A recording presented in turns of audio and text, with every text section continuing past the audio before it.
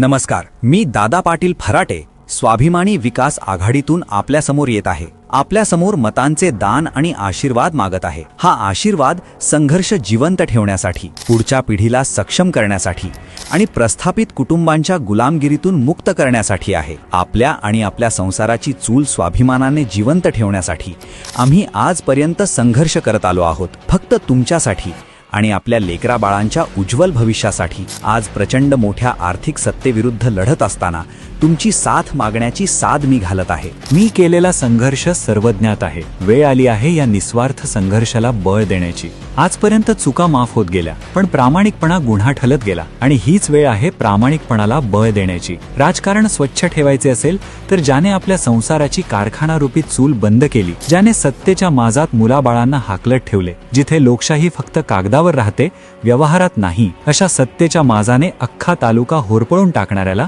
जागीच ठेवण्याची वेळ आली आहे. हा सत्तेचा माज पुन्हा उगवला तर आपली पुढची पिढी कधीच स्वाभिमानानं उभी राहणार नाही. हीच ती वेळ आहे नवी दिशा देण्याची, आपल्या घोडगंगेच्या कुटुंबाला ज्याने गाडले त्याला धडा शिकवण्याची, पुढच्या पिढीला प्रश्न विचारण्याचा अधिकार देण्याची. मायबाप जनतेने मौन पाळले तर तेच उद्याच्या पिढीसाठी दुःख ठरणार आहे. सत्तेच्या बाजारात नव्या पिढीच्या स्वप्नांची बोली लागते आणि उद्या पुढची पिढी आपल्याला प्रश्न विचारेल तेव्हा आपण स्वाभिमानानं उत्तर देऊ शकू का? हा प्रश्न एकदा मनाला विचारा आणि आजच ठरवा. आजचा लढा उद्याची स्वाभिमानाची आग बनून उभी राहील. हा स्वाभिमान जिवंत ठेवायचा असेल तर स्वाभिमानी विकास आघाडीला आशीर्वाद द्या आणि आपले स्वाभिमानी भविष्य उज्ज्वल करा. आपली निशाणी आहे कपबशी आणि छत्री आणि हा संघर्ष वाया जाऊ देऊ नका.